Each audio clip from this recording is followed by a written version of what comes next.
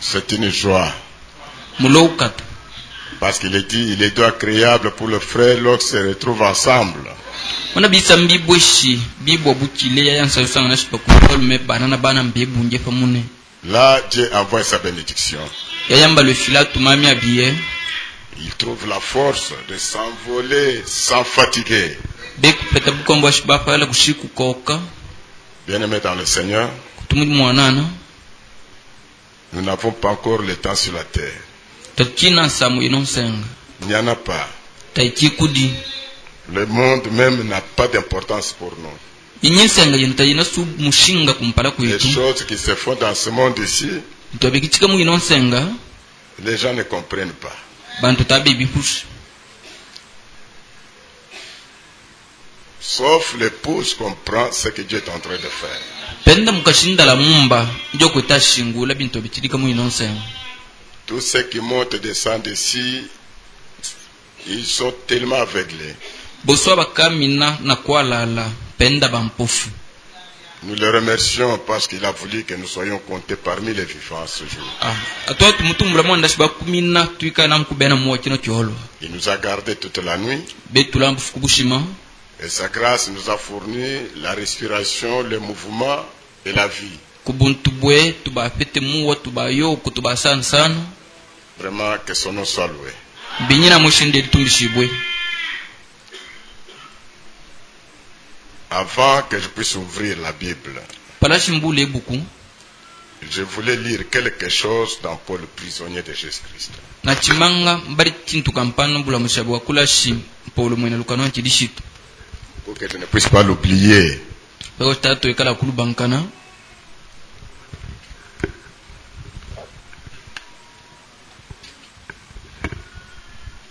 Je suis dans la page 7 de Paul prisonnier, tradition suisse. Ne musaki de musambo bidi Paulo mwena lukano nchidishitu. Fatula ko bena Suisse. Ici, il n'y a pas de paragraphe. Monota muitulo ngonya. Mais suivez attentivement. Londa ikalo. Page 7. Ne jugez jamais votre vie d'après la puissance que vous avez de faire des miracles.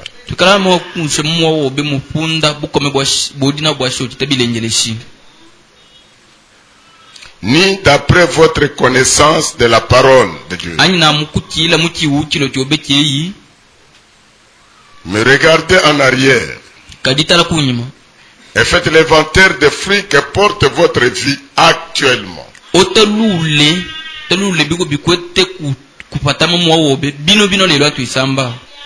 Parfois vous avez trouvé grâce de la part de Dieu de connaître la Bible dans la tête.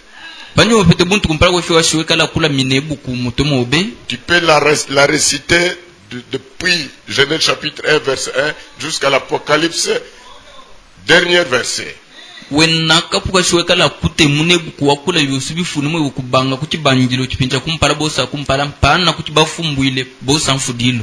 témoins de Jéhovah le font aussi. Mais ils n'ont pas Dieu. Ils ne croient même pas. Ce sont des véritables incrédules.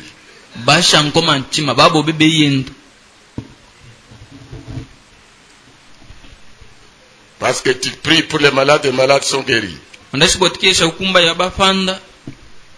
Ou tu fais des miracles, beaucoup de miracles dans la vie. Tu prêches, le ciel bouge. Ne juge pas ta vie par cela que tu as Dieu.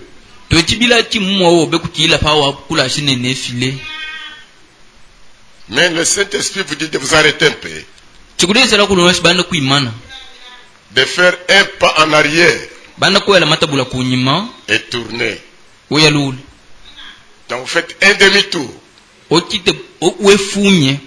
regardez derrière vous. Pour voir. Quelle que soit ta puissance dans la prédication.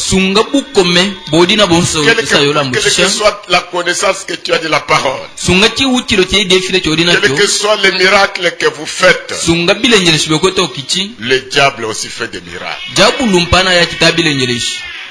tous les dons spirituels, le diable les imite.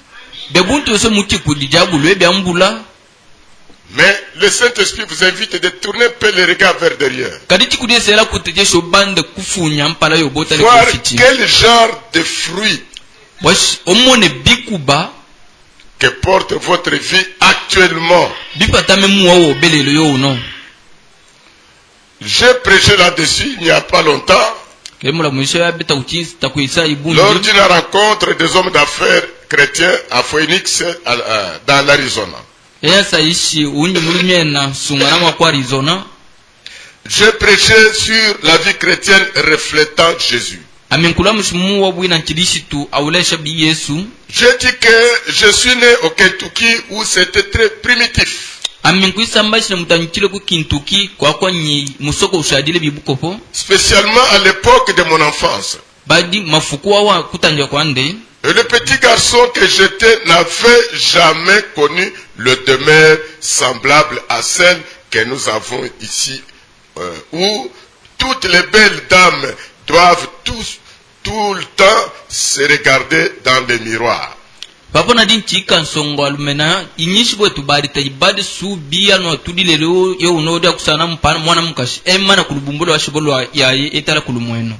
Il semble que Frère Branham me donne son témoignage.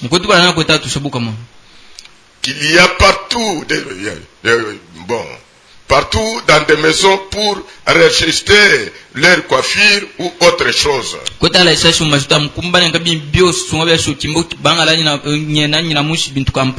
Nous n'avions qu'un petit miroir, juste un morceau de miroir fixé par un clou dehors contre un arbre.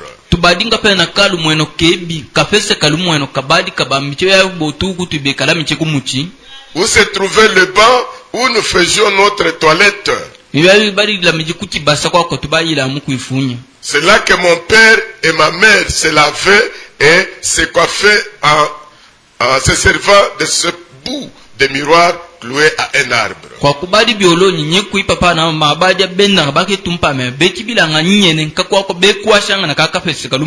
Voilà le genre de logis que nous avions. Et si nous voulions nous regarder dans le miroir, nous les enfants, nous devions prendre une caisse et grimper sur le banc où l'on faisait la toilette pour utiliser ce bout de miroir que j'avais ramassé.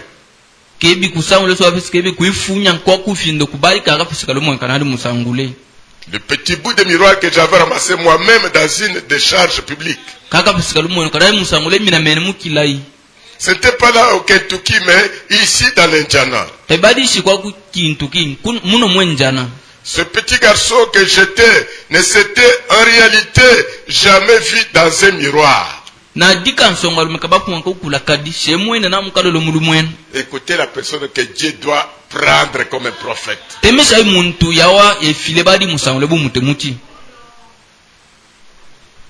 La vie de Frère Branham a enseigné beaucoup de choses. Un jour, il veut rendre visite à sa grand-mère en ville.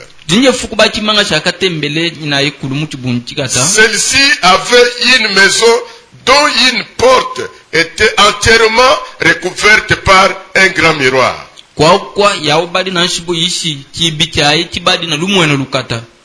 Lorsque le petit garçon entra en courant dans la pièce, il vit un autre garçon devant lui et ce petit garçon courait. Il pensa donc qu'il devait s'arrêter pour voir ce que ferait l'autre. Quand il s'arrêta, l'autre petit garçon s'arrêta aussi. Il tourna la tête. Et l'autre garçon tourna la tête. Il se gratta la tête. L'autre gratta la sienne.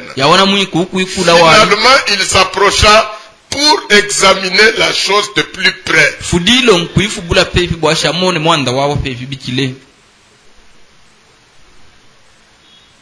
Puis il se retourna. Sa mère et sa grand-mère l'observaient avec étonnement. aye kuya lula kusana na shinyina aye na winyi na aye kulu abamu talanga na kukema. Et les garçons disent maman, c'est moi. Songalume kwa mashi tabo nami. C'est pourquoi j'ai dit. Nous aussi nous reflétons quelque chose. Je vous ai dit hier.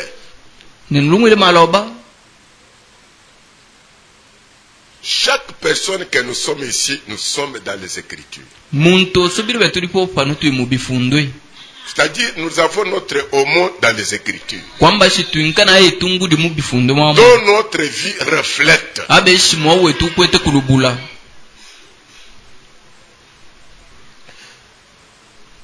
Notre vie se reflète. Si nous avions vécu au temps de Noé, de quel côté aurions-nous été? De quel côté aurions-nous été au jour glorieux de Noé? De quel côté aurions-nous été du temps de Moïse? Et au temps d'Élie le Tishbite. Le prophète, alors que le monde entier était englouti par une vague de modernisme comme la Jézabel moderne qui a entraîné tous les serviteurs du Seigneur dans un tourbillon. L'église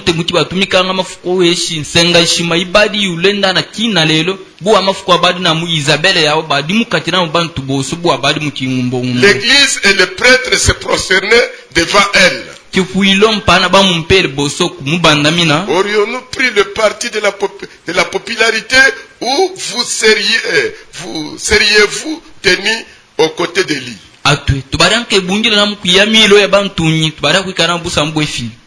Pour ce qui est du temps du Seigneur Jésus, pensons à ce personnage impopulaire et sans instruction selon le monde. On n'a jamais pu trouver l'école qu'il fréquentait, ni qu'il ait acquis une expérience séminaire. On le considérait comme un enfant illégitime. Et voici qu'il s'est mis, en plus de cela, à prêcher un évangile contraire à tous leurs enseignements. Il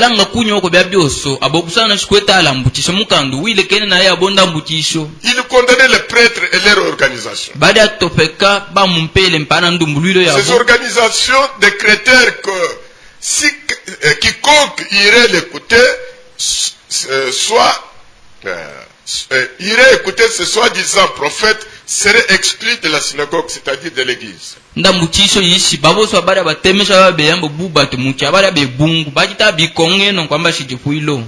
Ce qui était un péché mortel. Mais les gens devraient se rendre compte que la seule façon d'adorer était sous le sang de l'agneau.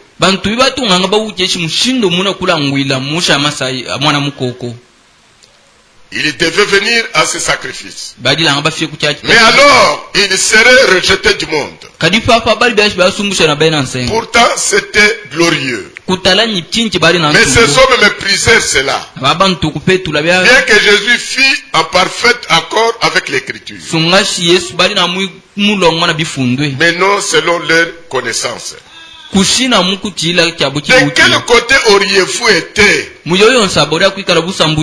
Écoutez, votre vie actuelle reflète exactement ce que vous auriez fait alors quand vous étiez animé, car vous êt animé du même esprit. Si vous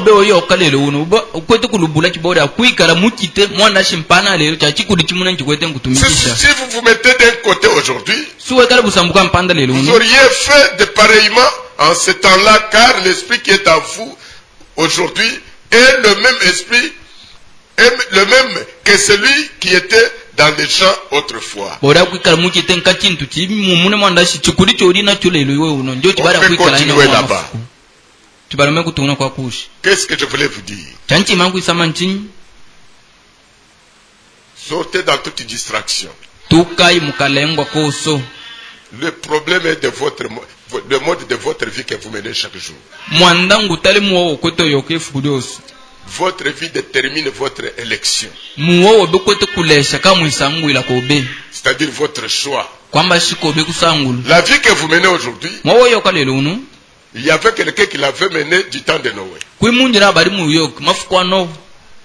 La vie que vous menez aujourd'hui, il y a quelqu'un qui l'avait menée au jour de Moïse, d'Élie et les autres.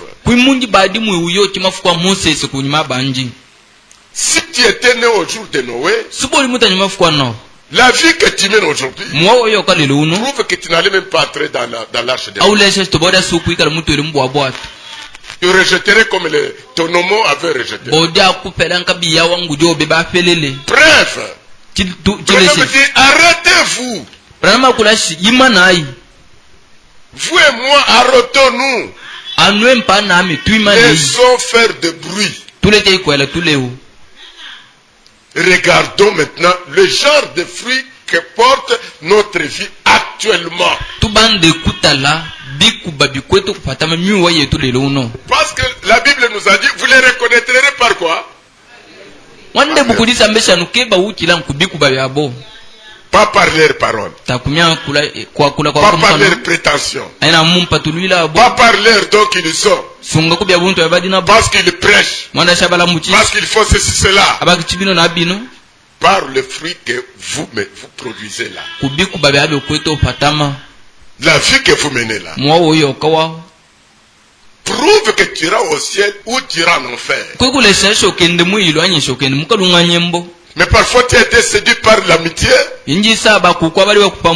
ou par autre chose. Dieu vous envoie la parole. Parce qu'il dit il ne se contente pas de la mort d'un péché. Le monde est plein de séduction.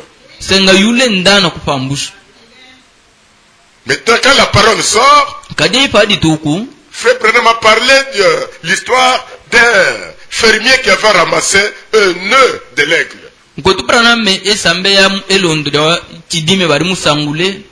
Il a mené cet œuf-là. Il l'a placé sur les œufs d'une de ses poules qui couvait ses œufs. Au moment de clore, l'œuf s'est closé et c'est un aiglon qui est sorti. L'aiglon ne comprenait pas le langage de la mère poule. L'aiglon n'avait pas le même goût avec la mère poule et ses poussins.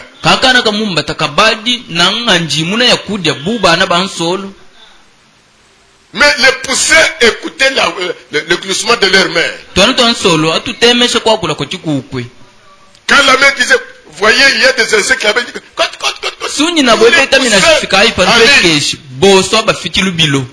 mais l'aiglon, à cause de la faim, pour aller misérablement derrière,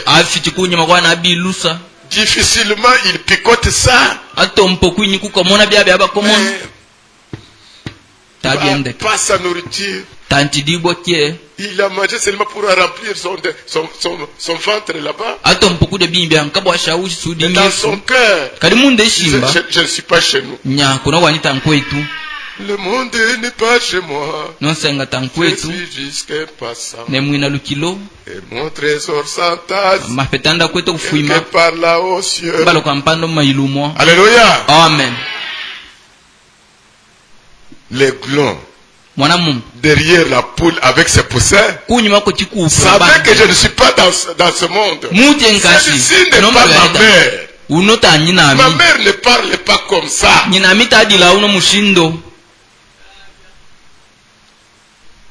L'église du message a un langage. Maintenant, là où était la mère règle, quand elle est venue pensant que son œuf a donné un aiglon,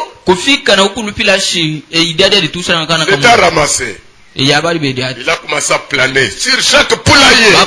Il arrive sur le poulailler catholique. Il pousse les cris. Rien. Il va sur le poulailler protestant. Il pousse les cris. Il l'a cherché partout. Parfois il est arrivé dans un autre poulailler, ou un enclos. Il pousse les cris. Le gros écoute. Le gros reste, il tourne son oreille là-bas. Quand la mère pousse encore l'autre cri, le gros dit, oh maman, je suis là. Mais qu'est-ce que tu fais là? Alléluia. Amen. Mes brebis connaissent ma voix. Alléluia. Amen. William dit, chaque véritable fille et fils de Dieu va connaître dans quel langage son père lui parle. Il veut connaître comment, dans quel langage Dieu te parle. Dieu ne parle pas de la même manière. Alléluia. Amen. Monte. Camina. Enfin, c'est force de monter.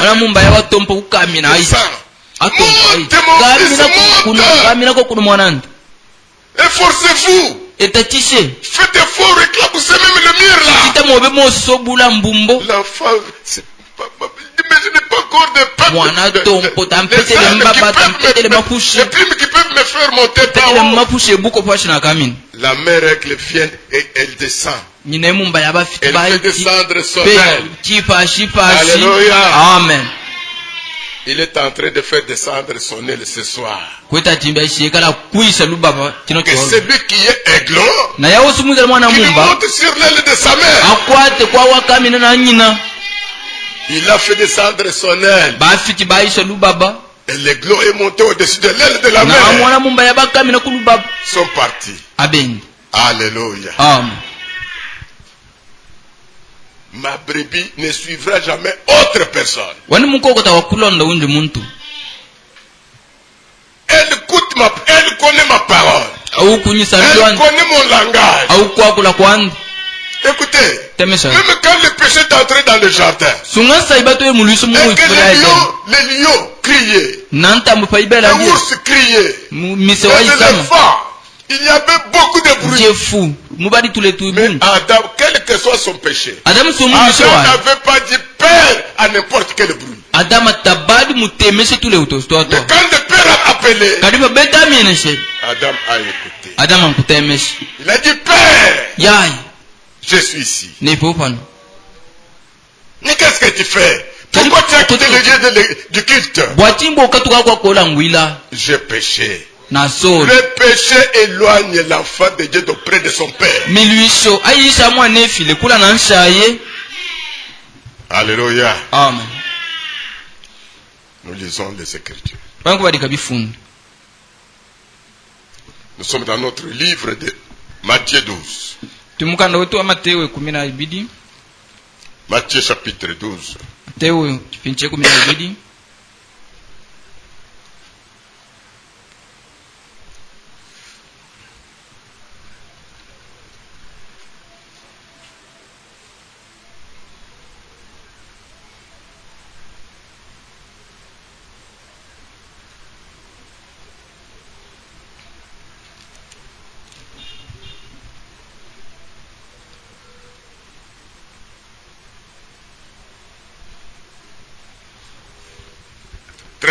33.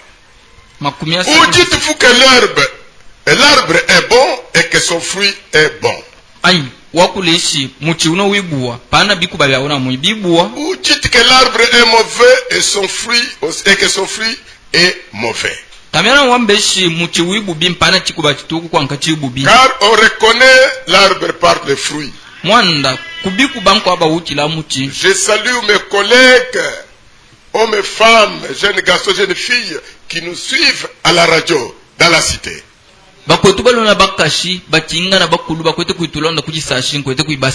Soyez attentifs. Que Dieu vous bénisse beaucoup. Qu'est-ce que tu veux, tu prends, ou vous prenez ce temps ici de nous écouter. Mais ne vous abonnez pas seulement d'écouter. Si la parole de Dieu vous perce le cœur, tu connais l'église du message. Tu connais le pasteur, le gouverneur de cette ville, spirituellement parlant. Le révérend pasteur Gabriel Kibambe. Venez à l'église, nous allons vous recevoir. Cherchez-le si vous avez la question, il va vous répondre. Ça c'est une autre visitation que Dieu a visité votre ville. Amen. Il est en train de faire descendre son aile auprès de toi pour que toi, le Fils de Dieu, quand tu écoutes la voix de ton Père, que tu puisses monter sur l'aile de ta mère aigle.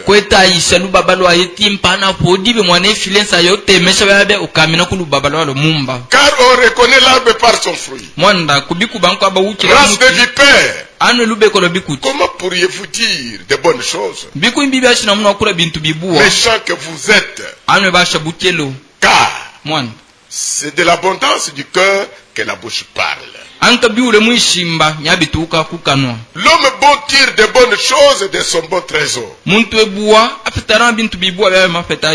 l'homme méchant tire de mauvaises choses de son mauvais trésor.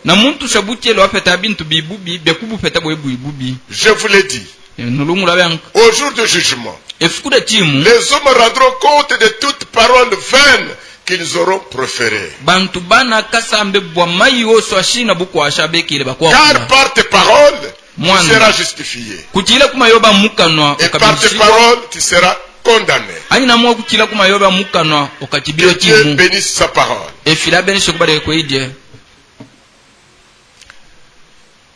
Vraiment. Hier, on a parlé sur l'imitation du christianisme. Nous parlons des œuvres. Mais écoutez, quand Jésus parle, même quand nous irons avec le même livre là de Jean-Baptiste, quand nous allons avec ce livre là de Jean, chapitre 10, si nous allons plus loin là,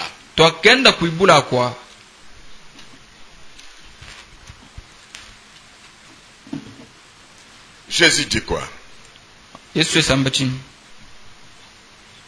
Depuis 37. Si je ne fais pas les œuvres, si je ne fais pas les œuvres de mon Père, ne me croyez pas. Mais si je le fais, quand même vous ne me croyez point, croyez aux œuvres. Croyez à ces œuvres. Afin que vous sachiez et reconnaissiez que le Père est en moi.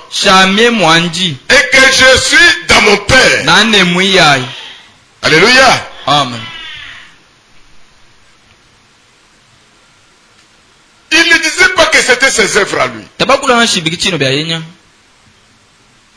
Il disait que ce n'est pas moi qui fais les œuvres. Mais c'est mon Père qui est en moi, qui accomplit sa parole. Nous aussi, les œuvres que Dieu recommande, ce ne sont pas les œuvres que nous nous forçons de faire. Mais le Saint-Esprit en nous accomplit automatiquement sa parole. Pour nous confirmer, pour nous identifier que nous sommes sortis de lui. Que nous sommes les siens. Mais toutes les bonnes œuvres qui sont même bibliques, mais que nous accomplissons par nos propres efforts, ce sont nos œuvres à nous. Dieu ne connaît pas ces œuvres-là. Écoutez un peu. Dans les temps anciens, les églises catholiques, c'était eux qui hébergeaient les orphelins. Mais les églises catholiques ne disaient pas à la radio que venez, payez autant. Voyez, c'est moi, j'ai donné aux orphelins autant non plus.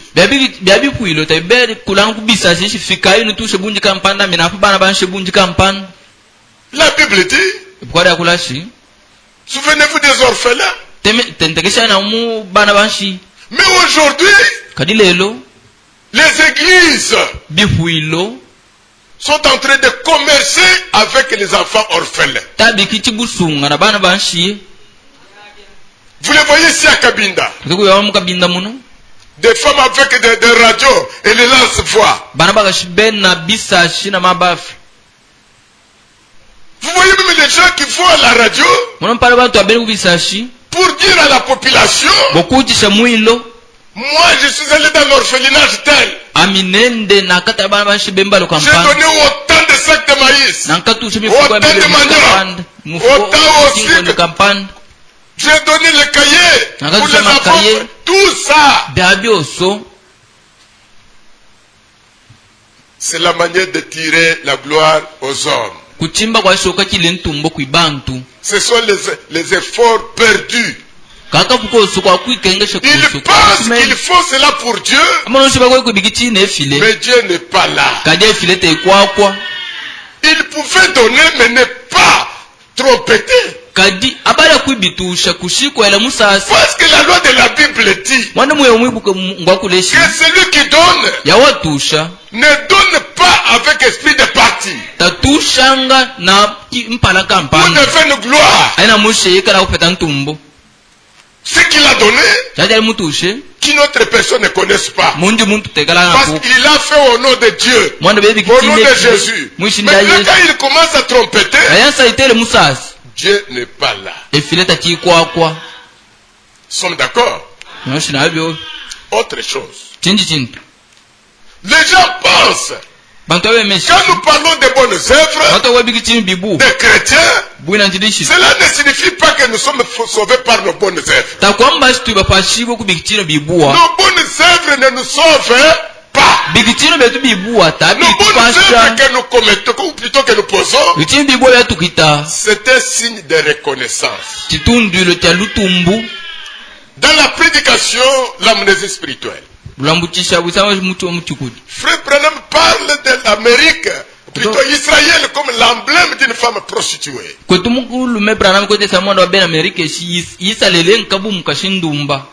Là-dedans, il parle de comment ce qu'était Israël. Il a été, ou plutôt, il a été né quelque part.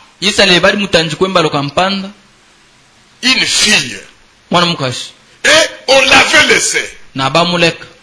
Ce qu'ils font les jeunes filles aujourd'hui. Elles trouvent des grossesses de l'école. Elles trouvent des grossesses dans la rue. Maintenant, elles vont chercher un produit indigène. Ou chez les gens qui ont le centre de santé. Si vous les frères, vous êtes ici, vous avez des centres de santé. Vous occasionnez des avortements forcés des filles. Vous êtes en train de tuer chaque jour les gens. Vous êtes des meurtriers. Vous allez répondre pour ça. Autant vous avez occasionné des avortements. Autant vous êtes associé à un péché d'approbation. Vous et cette fille-là, vous avez tué un humain. Même vous qui vendez des capotes anglaises, des prudence dans vos pharmacies. Vous êtes les occasions de chute pour les hommes faibles à la prostitution. Vous leur donnez l'occasion de porter les capotes, prendre les femmes d'autrui pour éviter que la femme ne puisse pas avoir la grossesse. Je vois tout. Vous êtes ici? Je parle à Chibombo ce problème ici.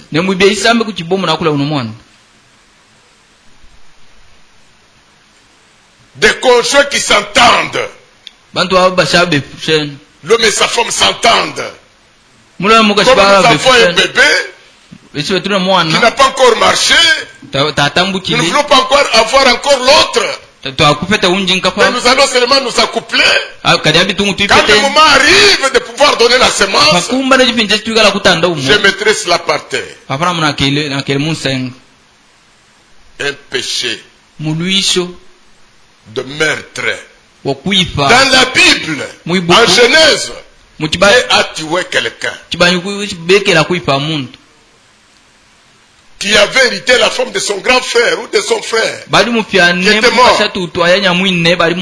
Et dans la loi des enfants d'Israël, quand vous héritez la femme de votre frère, tous les enfants que vous faites avec cette femme s'alignent comme les enfants de ton frère qui est parti. Et l'homme avait le mauvais cœur de donner les naissances pour son frère parti. Il s'accouplait et versait la semence par terre. Dieu n'était pas content. Dieu a tué. Si Dieu a tué ces jours-là d'une mort physique, parfois toi tu es déjà mort d'une mort spirituelle. À moins que tu te repentes.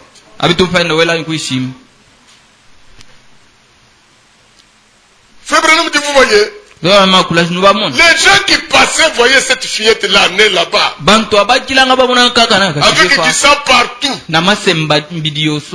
La maman l'a donné et elle a fui.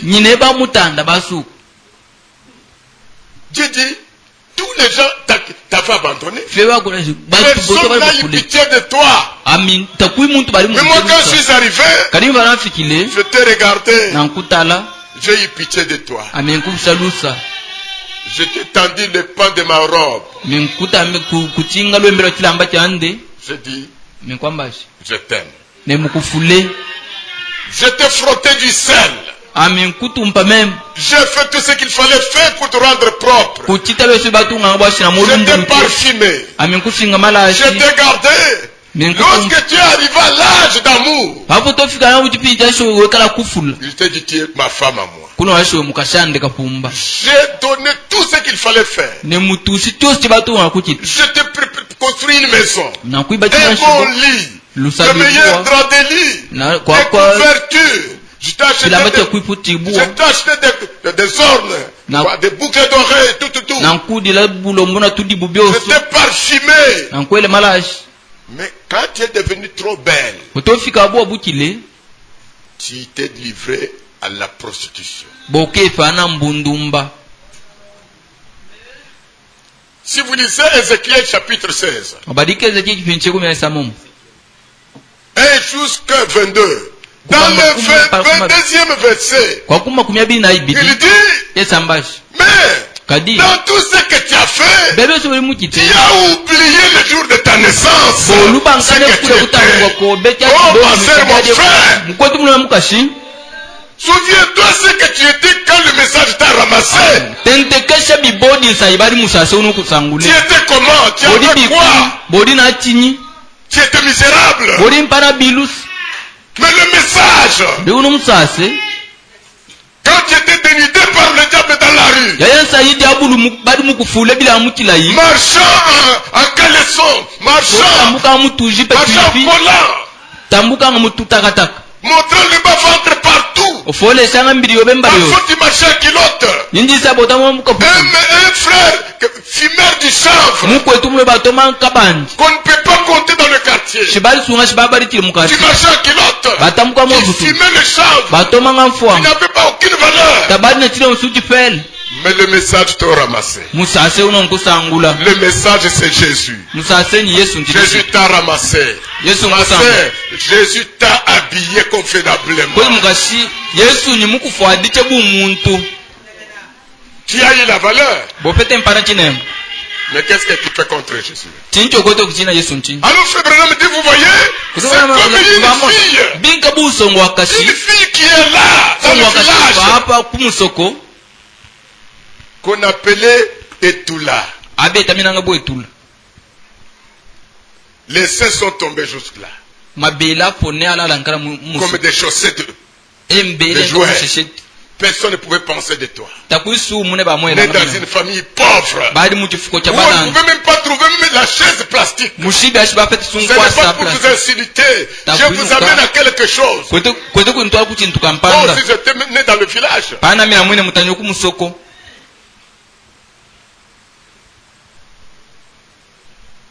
Tu ne savais même pas. Tu n'as jamais fait un songe sur une mousse. Tu ne savais pas comment on sent quand on dort sur une mousse. Tu dormais sur un morceau de natte. Mais Dieu a pris un frère qui l'avait préparé pour toi. Écoute, William dit, c'est Dieu qui marie ses propres fils, leurs femmes.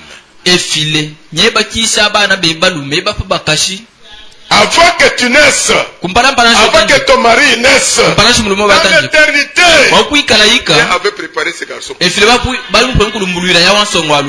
au moment arrivé, quand vous avez eu maintenant le désir du mariage, avant ça, le garçon est venu au monde. Le garçon a fait 7 ans. Le garçon a fait 8 ans, 10 ans. Après, toi tu es venu. Ce n'est pas aujourd'hui où les garçons avec 20 ans, 25 ans, vous les voyez épouser une femme de 40 ans, une femme de 50 ans. Quelle sorcellerie, quel courage. Quel courage une maman va se déshabiller devant un garçon de moins de 20 ans de son âge. À l'âge de son enfant, mais il va se déshabiller devant ces garçons-là. Quelle sorcellerie. Même l'État condamne ça. Il dit que c'est une violence. Fort malheureusement, la politique de notre pays, c'est une politique pourrie. Ce qu'ils appellent aujourd'hui violence n'est pas violence. C'est la violence là de vieilles femmes. Qui marchent partout dans les quartiers ici, de Kabinda. Plus âgés, mais qui hébergent les enfants à l'âge de leurs petits frères, petits-fils. Depuis que vous avez entendu l'État arrêter une telle femme.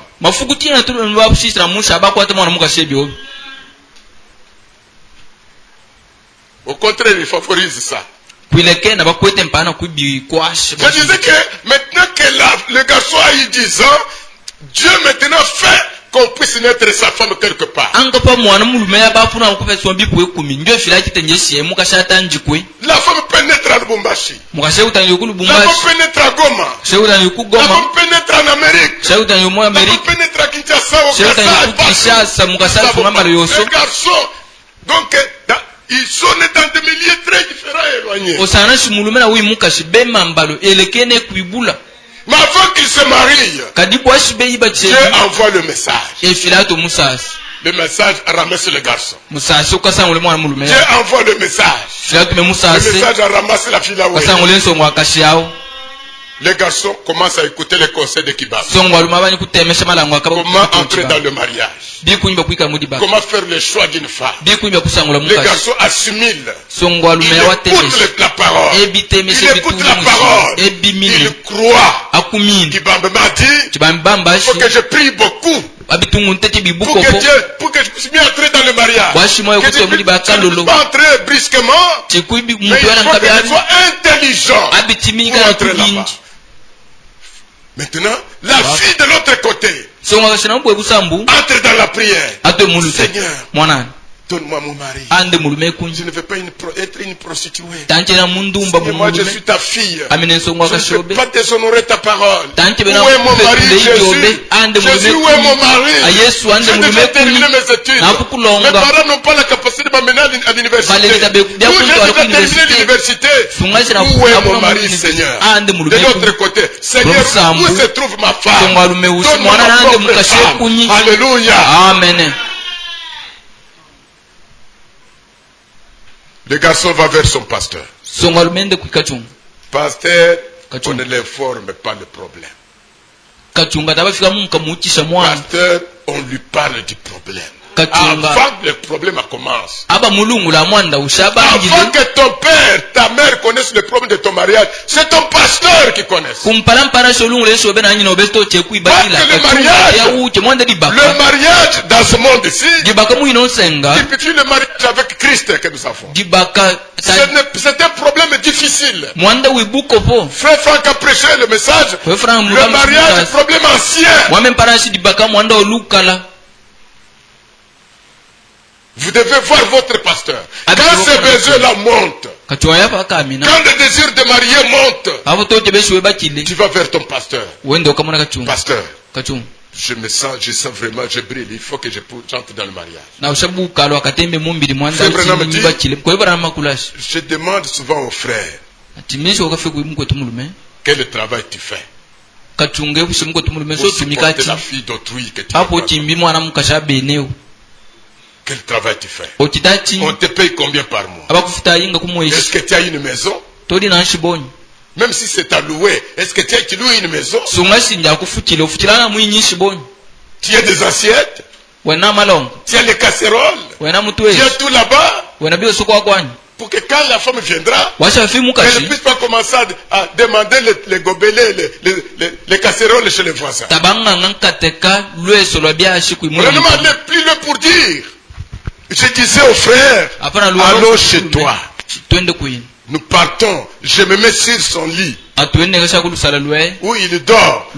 J'aime boire du café de ta propre tasse et ton propre thermos. Préparer sur ton propre réchaud. Tout cela pourquoi William dit, comme étant père spirituel de l'enfant, il ne peut pas livrer l'âme de sa fille à un appuyé. Parce que quand un pasteur marie une fille de son assemblée à un païen, je me dis, il est comme un meurtrier qui a fusillé de son revolver sur l'âme de sa fille.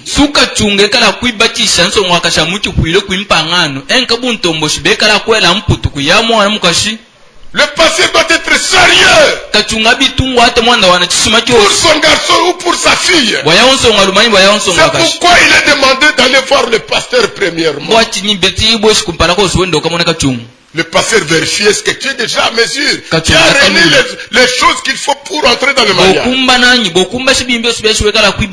Oui, pasteur, j'ai ceci. Est-ce que nous pouvons aller que je voie ça? Voilà. Là, je vais prier pour toi. Je suis certain que tu t'es bien préparé. Le pasteur prie. Bible dit, dans Genèse, je pense, chapitre 2. Il dit, l'homme quittera son père et sa mère. C'est le garçon qui va dans la recherche de sa femme. Le pasteur a déjà prié pour lui. Le pasteur a dit, Seigneur, prends-le dans ta main. Conduis-le là où se trouve sa femme. Aujourd'hui, il y a des lois dans des assemblées. Chaque garçon doit épouser que la fille de notre assemblée. Non. Tu l'as trouvé où? La Bible a dit, il va faire le voyage. Il va voyager. Dieu le conduit. Si c'est à Bumbachou se trouve la femme. Si la femme est à Kolwezi, si la femme est à Likasi, ou à Kakanda, où se trouve sa femme, Dieu conduira parce que son pasteur lui a donné ses devoirs.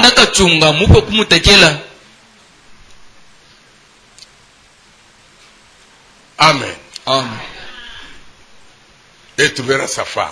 Ce n'est pas la femme qui va dans la recherche de mari. Aujourd'hui, ce sont les femmes qui cherchent le mari. C'est le contraire. C'est l'œuvre du diable. Le plan de Dieu n'est pas comme ça. Maintenant, je parle des bonnes œuvres que nous faisons. Quand maintenant le frère est venu te prendre, il est venu conduit par la prière de son pasteur. Il est tombé amoureux vers toi. Il te pose la question. Tu acceptes. Parce qu'avant qu'il passe par toi, il est allé voir ton pasteur. Pasteur, je suis venu pour épouser une fille. Mais j'ai vu une fille. Vraiment, mon cœur est touché que c'est celui-là.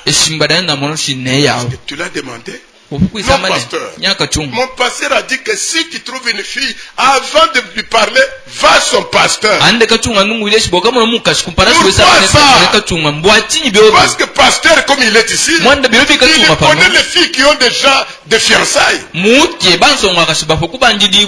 qu'il est là, il connaît les mauvaises filles ici.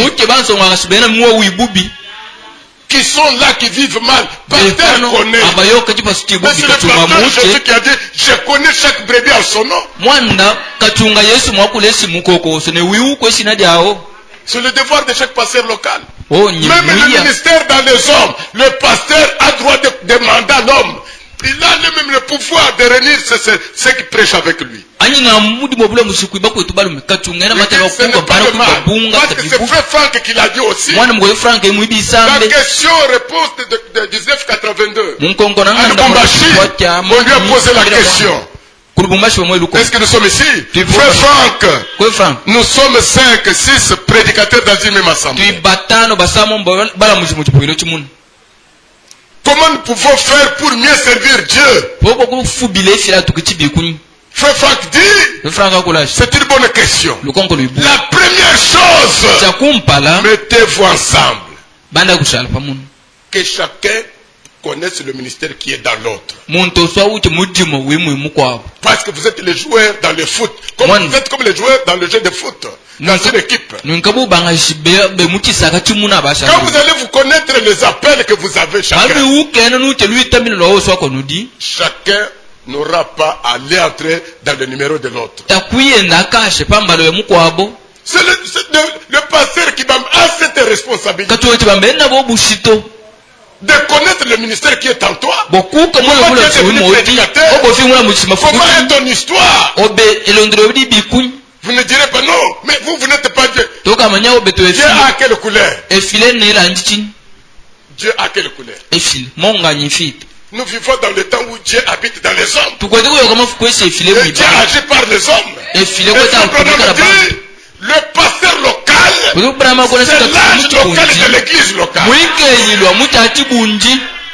C'est lui-même le Saint-Esprit dans l'église locale. Il dit, regardez Pierre. Lorsqu'Ananias et Saphira sont allés pour le tromper, qu'est-ce que Pierre a dit à Ananias? Ananias, le champ était dans ta main, c'était ton propre champ. Quand tu as vendu l'argent, était entre tes mains. Mais comment le diable a mis en ton cœur pour que tu puisses mentir au Saint-Esprit? Où était le Saint-Esprit? Parce qu'Ananias était devant Pierre. Ananias a parlé à Pierre. Pierre dit, tu as menti au Saint-Esprit. Où était le Saint-Esprit? Vous êtes l'église de la Bible.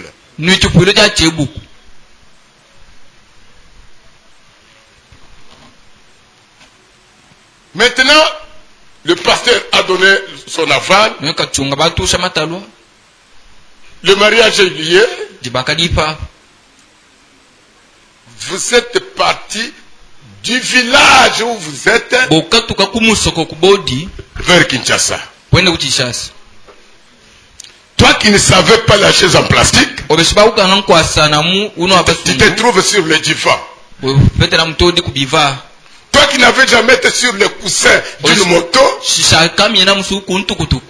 tu te trouves dans le coussin de la voiture de ton mari. Et le mari achète maintenant la télévision. Il t'apprend comment manier le télécommande. Quand tu commences à voir les images qui sont dans la télévision, parce que ton mari était court comme moi, Bernard. Maintenant tu vois le mari est lancé. tu commences à envier les maris de la télévision. Et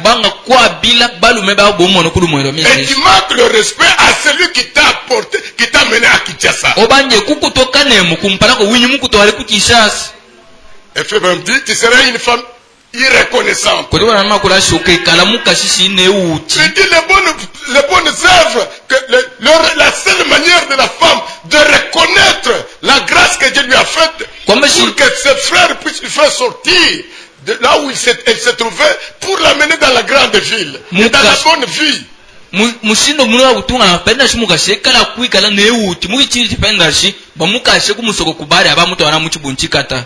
C'est être soumise à cet homme-là. Respecter cet homme-là. Faire tout ce qui est de meilleur pour cet homme-là. C'est ça son remerciement. C'est aussi de reconnaissance. C'est ça que nous faisons. Quand nous voyons ce que nous étions, oh frère, quand nous toucherons ces problèmes dimanche, quand nous n'étions rien, repoussants, non aimables, dans les poubelles de péché, vivant n'importe comment, Dieu du ciel, là je te le regarde par terre, il a baissé ses regards sur toi, il a quitté le ciel, il abandonne le trône de gloire, il est descendu pour te prendre toi, là où tu es. Alléluia. Amen. Il est venu chez les siens. Les siens l'ont repoussé. Mais à ceux-là qui l'ont cru, Dieu leur a donné le pouvoir d'être appelés enfants de Dieu. Comment tu ne peux pas reconnaître cet amour-là? Comment tu ne peux pas reconnaître cet amour-là? C'est quand nous pensons à ces choses. William parle de l'histoire des filles qui étaient parties d'un village vers l'Amérique pour aller étudier. Où ils étaient partis de l'Amérique vers quelque part. Pour venir étudier mais dans l'interne. Avec les comportements des jeunes filles et des garçons, surtout les universitaires, ils veulent vivre en amitié là, les camaraderies avec les filles et les gars. Et chaque soir, ils sortent pour aller boire. Mais il y avait une fille chrétienne. Nous sommes ici. Il y avait une fille chrétienne.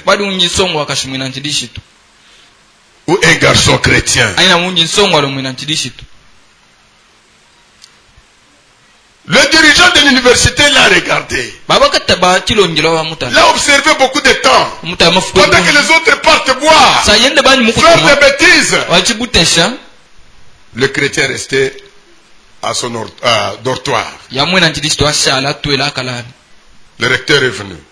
Il a dit, monsieur, mon enfant, toi tu es comment? Tu n'es pas comme les garçons.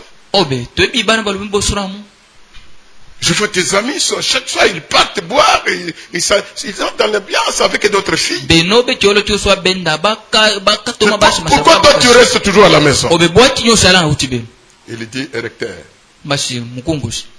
moi je n'ai pas besoin d'un fiancé ou d'un ami ici.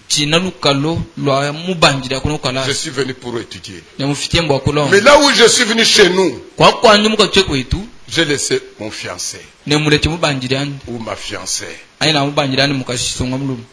ne peux pas déshonorer celui-là. Je ne peux pas partager mon amour avec lui, avec quelqu'un autre. Ça sera mauvais. Ça sera une infidélité. Branham dit, vous voyez, le chrétien, celui qui disait que Dieu laissait mon fiancé là, c'était Jésus. Je n'ai pas besoin d'un autre mari. Je suis déjà fiancé. Je me prépare. pour la fête du mariage. Alléluia. Amen. Le bien-être, le bienfait que nous faisons, ce n'est pas que le bienfait nous amène au ciel. Le ciel, c'est la grâce de Dieu. Dans la prédication, l'imitation du christianisme. Depuis le paragraphe 63 jusqu'à 78.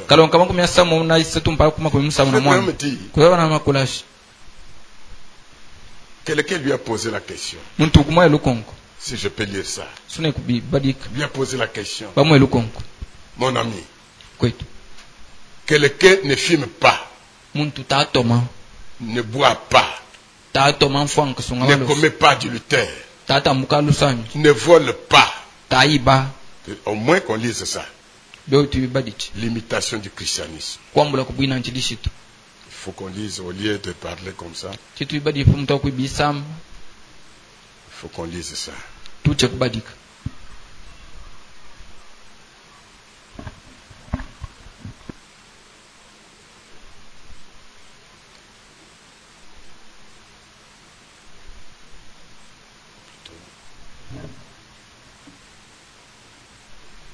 A commencer par 63.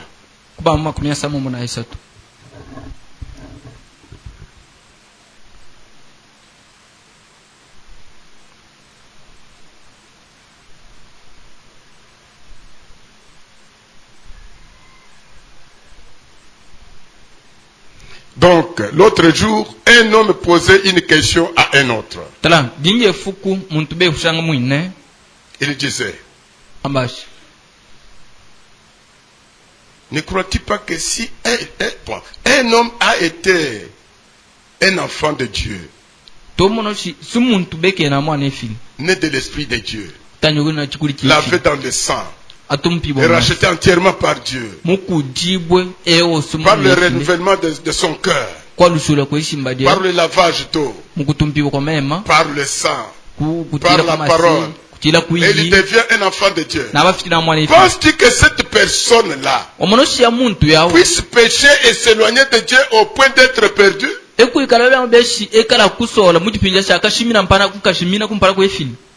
64. Le prédicateur qui parlait avec lui, comme il était très versé dans la Bible, il a dit, je répondrai à ta question quand tu répondras à la mienne. Penses-tu qu'un homme puisse être tellement bon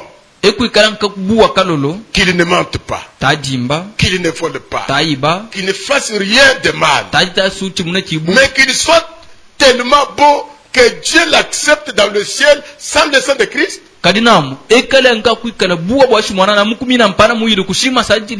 L'autre a dit non. Bien sûr que non. 65.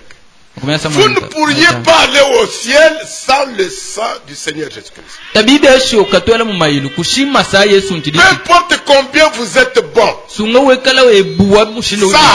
ce n'est que de la droiture fabriquée. Et nous n'allons pas au ciel sur le mérite d'une droiture fabriquée. Peu importe combien vous êtes bon, il vous est totalement impossible d'aller au ciel sur le mérite de votre bonté. C'est la miséricorde de Dieu qui vous a racheté au calvaire. Et vous êtes le cadeau d'amour que Dieu a offert à Christ. Et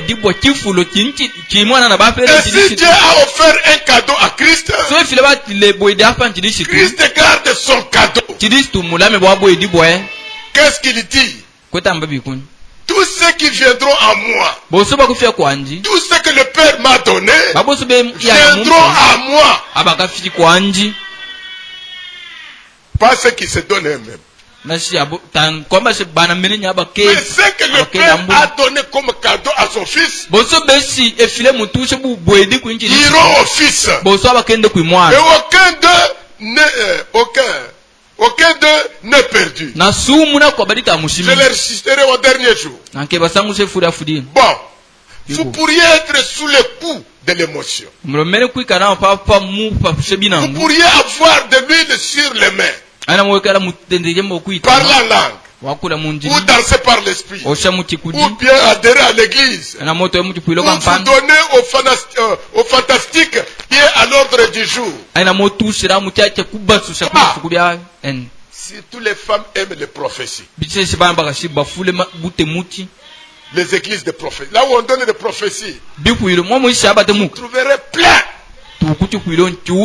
Il y a des danses là-bas. Les femmes aiment danser. Parce qu'on lui a prophétisé. Amen, amen, amen, amen, amen. La maman de ton mari, c'est celui qui est sorcière qui te tue. Tout ça.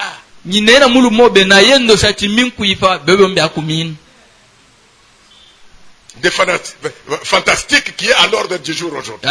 Pour être dans ces choses-là, être perdu. Mais si vous êtes le cadeau d'amour que Dieu a offert à Christ, vous êtes en sécurité. Or, votre vie montrera ce que vous êtes. Si vous êtes réellement le cadeau du Père, ta vie confirmera. Si Dieu est seulement qui s'est attaché de toi-même, tu t'es donné à Jésus toi-même, mais tu n'es pas le cadeau du Père à son Fils, qui vivra autrement. Et pourquoi Branham dit, ta vie à toi confirmera ce que tu es. Parce qu'il est dit, c'est dans leur fruit que vous les reconnaîtrez. Si vous essayez de vous forcer à être doux, alors vous êtes encore en dehors du royaume. À ce moment-là, c'est votre œuvre à vous. C'est pourquoi ne vous faites pas vous-même chrétien. Laissez Christ commencer le travail en vous.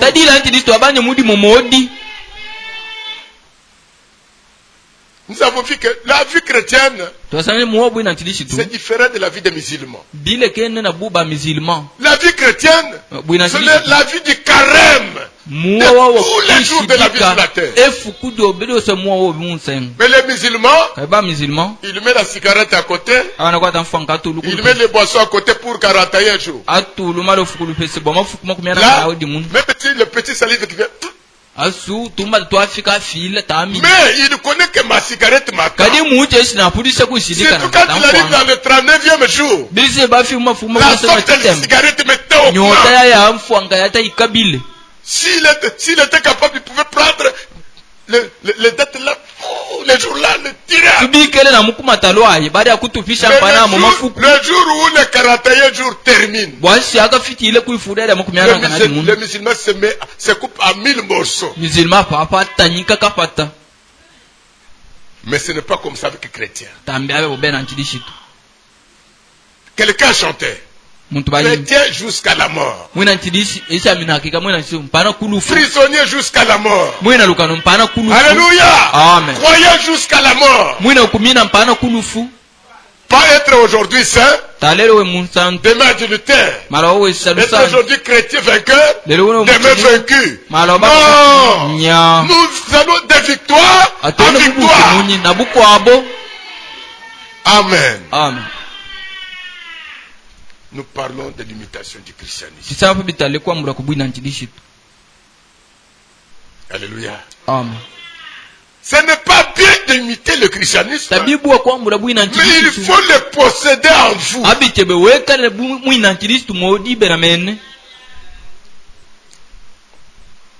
Je prends l'influence. Prêchez le 14-11-63. L'influence 57 ou descendant.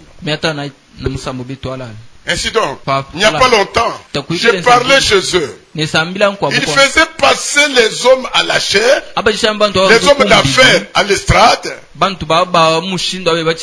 Ils prenaient un sujet et prêcher l'évangile. J'ai dit ce n'est pas correct.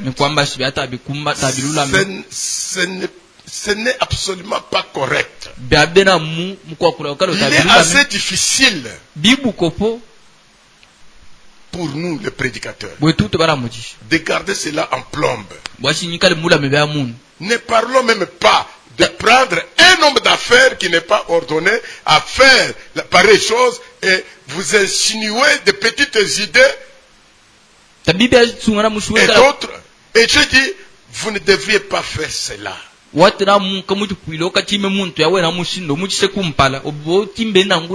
que je vois aujourd'hui? Qu'est-ce que je vois aujourd'hui? Il y a des pasteurs qui donnent des ministères à certaines personnes. Ils le bousculent à prêcher. Mais l'homme n'a rien. Ne cherchez jamais à prendre la place de quelqu'un.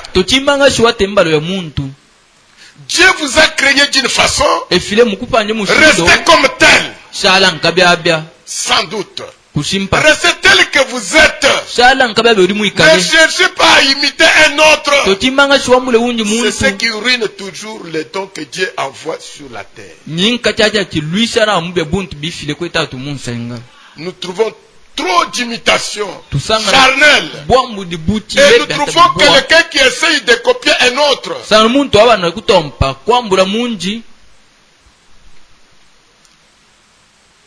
C'est comme ce qu'on dit des femmes prédicateurs. Quand Madame Ferson était en vie, chaque femme prédicateur portait des ailes comme elle. Ou je ne sais ce que c'était. Elle portait la Bible de la même façon qu'elle. Et tout ce qu'elle faisait, les autres femmes le faisaient. Nous voyons que nous avons beaucoup de Billy Graham aujourd'hui. Parce que nous avons beaucoup de Frank aujourd'hui. Nous avons beaucoup de Branham aujourd'hui. Dans la prédication de 2019.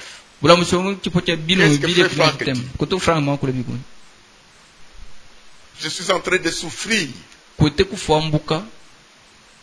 J'ai entendu d'autres frères, des prédicateurs, et des pasteurs qui disent: moi je parle comme, je prêche comme frère Franck.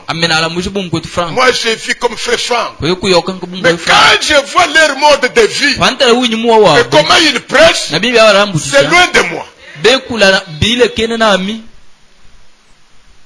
N'est-ce pas, les gens portent le chapeau de Branham aujourd'hui? Les gens veulent s'habiller comme frère Branham, mais ils ne veulent pas vivre comme frère Branham. Je termine cette passage, frère. Pardonnez-moi. Vous voyez, Dieu n'a créé qu'un seul Billy Graham. Vous imitez Kibambe, oui. Mais soyez lancés comme Kibambe. Vivez aussi comme Kibambe. Mais Dieu connaît. Il a créé qu'un seul Kibambe. Il lui a donné un ministère. Il n'en a pas deux. Si toi tu t'es ajouté, tu es imitateur. Et vous êtes tout aussi important, voyez-vous. Vous êtes aussi important que Billy Graham, Oral Robert, ou l'un de ces grands hommes célèbres. Vous êtes tout aussi important, écoutez, tant que vous restez à votre place. Quand vous êtes à votre place, vous êtes important. Sinon, vous ne servirez à rien du tout. Vous serez obstacle pour les hommes. Vous n'avez jamais vu dans les jeux de football quelqu'un de la même équipe allait fracturer son ami? Il est numéro 4. Tantôt il est numéro 8. Tantôt il est numéro 6. Tantôt il est numéro 10. Tous les terrains. Au point que maintenant la balle vient. Quand le grand marqueur numéro 9 vient maintenant pour botter la balle, celui qui envoie sa bottine, son bottine, et il fracture son frère. Parce qu'il ne connaît pas son numéro. L'entraîneur n'aligne pas de telles personnes. L'entraîneur aligne les gens qui connaissent et qui gardent leur numéro. Écoutez, quand vous faites comme ça, vous serez un obstacle pour les hommes. Vous serez un obstacle pour vous-même et pour le royaume de Dieu. Restez à votre place. Voyez, soyez ce que Dieu a fait de vous. Alors tout marchera. C'est comme Paul. Ce n'est pas quelque chose de nouveau. Paul a enseigné la même chose disant. Si la main dit à l'œil, puisque je ne suis pas l'œil, ou si l'oreille dit au nez, je ne serai plus une oreille.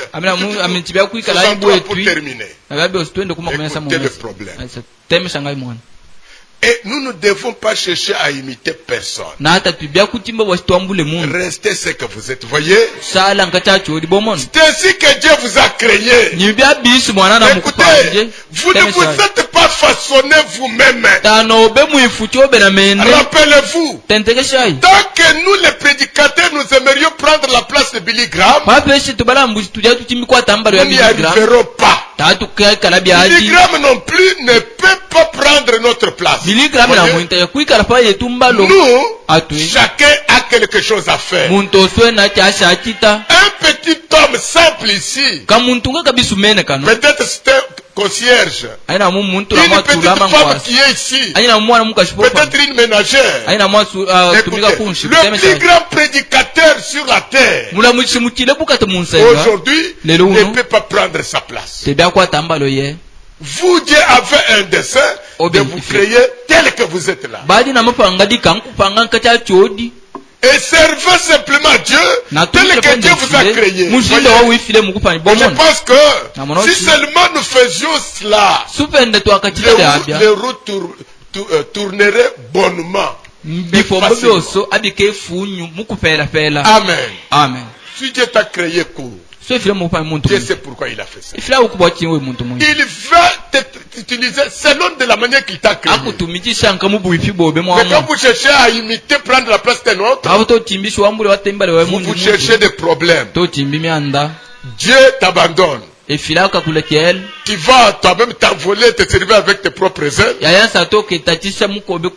Dans ton imitation là, même l'église saura que ce frère ici, il est en train d'imiter frère tel.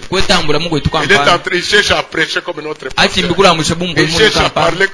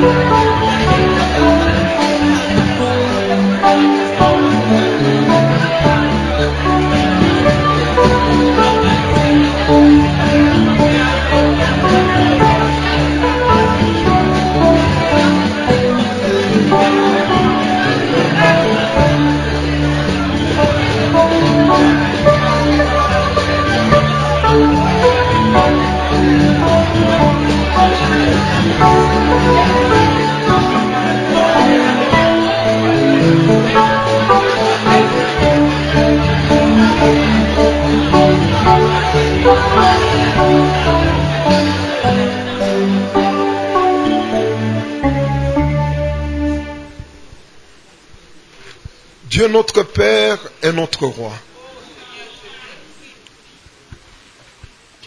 Après avoir auditionné cette intervention de cet après-midi, je suis en train de conclure exactement comme le Seigneur Jésus le disait un jour aux docteurs de la loi, aux pharisiens et les autres. Il leur disait ouvertement que lorsque je suis en train de vous observer, vous êtes assis dans la chair de Moïse. Pourquoi? Parce que nos amis, ils avaient tout le temps dans leur bouche Moïse a dit, et Moïse a dit, mais ce qu'ils faisaient, c'était autre chose. Aujourd'hui, Seigneur, nous avons beaucoup de chrétiens qui sont cinéastes. C'est l'extérieur, ils peuvent se dire que moi aussi je crois à la parole de Dieu, à ce glorieux message que Dieu nous a révélé ici dans le temps de la fin. La Bible qui est la parole écrite, c'est une lettre morte, mais il a fallu que cette lettre morte soit parlée. Et dans cette génération, Dieu tu nous as parlé. Beaucoup, ils prennent tout simplement l'étiquette comme quoi, eux aussi, ils croient à ce glorieux message. Mais dans la faisabilité des choses, nos amis font juste le contraire. C'est par apparence tout simplement qu'ils se disent qu'ils sont croyants. Dieu Tout-Puissant aide chacun de nous. Au lieu d'imiter le christianisme, c'est mieux de naître dans le christianisme, de vivre la vie de Christ. Prière, aide mon frère, aide aussi ma soeur bien-aimée. De tout cœur, je te dis sincèrement merci. Fais en sorte que chacun de nous soit un chrétien authentique. Un chrétien à l'ancien mode. Un chrétien comme ceux de l'église primitive. Voilà la chose que je suis en train de te demander. Que tes enfants ne partent pas de cet endroit vide. Qu'ils ne quittent pas cet endroit de la manière qu'ils étaient venus. De la manière que ton serviteur Bernard, tu l'as utilisé encore ce soir. Franchement, c'est un marteau qui est descendu tout droit du ciel. Fais en sorte que mon frère et ma soeur soient édifiés. La gloire, l'honneur te retournera. De tout cœur, Seigneur, nous te demandons de bénir cet homme de Dieu. La nuit encore, il était bousculé avec des fièvres, ainsi de suite. Tu es celui qui guérit totalement. Et complètement. Fais-le, Seigneur, parce que nous avons besoin vraiment de cet homme. Il a un don particulier pendant son périple au milieu de nous. Notre frère mérite toutes les bénédictions. Petit à petit, on est en train d'avancer vers la fin de notre rencontre de ce jour. Là, je te demande, Seigneur, de bénir chaque geste qui sera posé dans nos corbeilles. Ce n'est pas un slogan. Je l'ai dit de tout mon cœur. C'est la Bible. Et c'est la parole de Dieu. Tout celui qui fera ces gestes avec un cœur de révélation, qu'il soit béni. De tout cœur, merci. Protège chacun de nous. Et c'est là jusqu'à la prochaine rencontre. Si c'est ta volonté, ça va intervenir le dimanche prochain. Encore une fois, que mon frère et ma soeur soient bénis. Et celui qui a laissé un litige derrière lui, au retour, qui rencontre une solution. Apaise le cœur de tes enfants. Tranquillise chacun de nous. Et c'est là jusqu'à la prochaine réunion. Au nom de Jésus-Christ, nous te prions avec foi. Amen.